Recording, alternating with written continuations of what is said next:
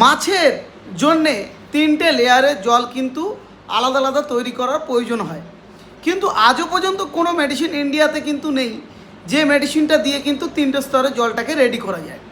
তো এই সমস্ত কিছু জানতে জানতে একটা সময় গিয়ে আমরা কিন্তু হাতে পাই গ্রো ফাস্ট। এই গ্রো ফাস্ট যদি আপনি ব্যবহার করেন, যেমন মাছ আপনারা জানেন আপনার 3টে লেয়ারে কিন্তু মাছ থাকে, এই 3টে লেয়ারে কিন্তু খাদ্যকে বন্টন করার দায়িত্ব নেয় এই গ্রো ফাস্ট।